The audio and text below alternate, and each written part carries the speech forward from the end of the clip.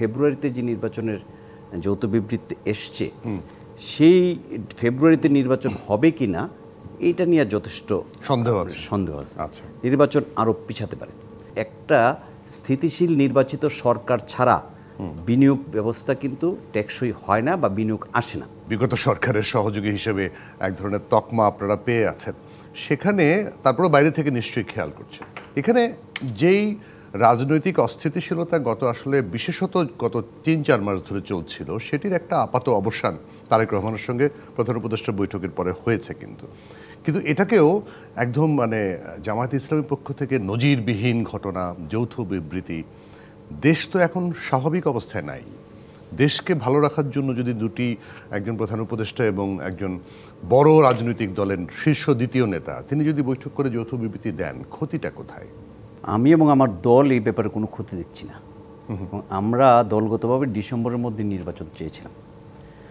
কাজেই যৌথ বিবৃতি হওয়া এটা তো এরকম কোনো ব্যাপার না যে এটার সাংবিধানিক বাধ্যবাধকতা আছে যে এরকম কোনো বিবৃতি দেওয়া যাবে না।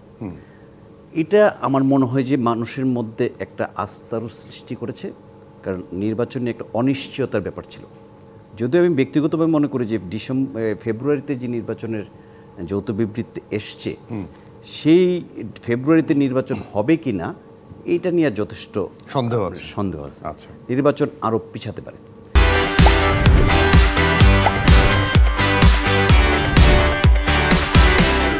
জামাত ইসলাম তার নিজস্ব অবস্থান থেকে সেই বক্তব্যটা বলেছে এবং আপনি দেখবেন আজকের যে কমিশনের বৈঠক সেটা তারা প্রত্যাহার করেছিল, আবার গতকালের বৈঠকে আবার আজকে গিয়ে উপস্থিত হয়েছেন।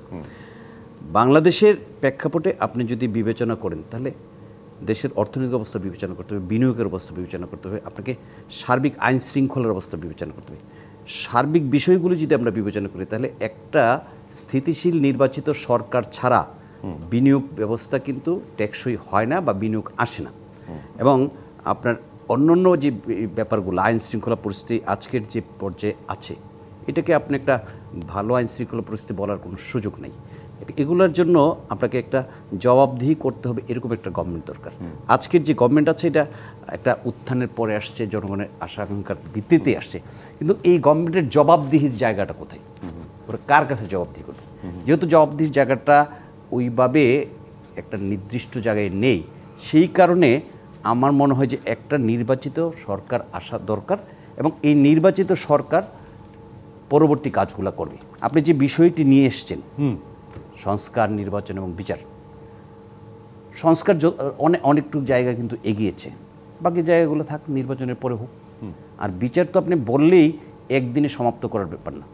আর বিশেষ করে 5ই আগস্টের পরের যে মামলাগুলো হয়েছে, তাদের মামলার আমি অ্যাডভোকেট হিসেবে যে এটা করছি, সেই মামলাগুলো যদি আপনি বিশ্লেষণ করেন তাহলে আপনি ফৌজদারি কার্যবিধিতে একটা মামলার যখন 450-500 আসামিও দেখেছি, 500 আসামি, প্রত্যেকটা আসামির তদন্ত, তার চার্জশিট করা, করা, এটা যে সময়ের দরকার, 200-250 আসামি, কোনোটাতে 4জন 5জন 7জন আসামি, এটার সংখ্যা কিন্তু খুব কম।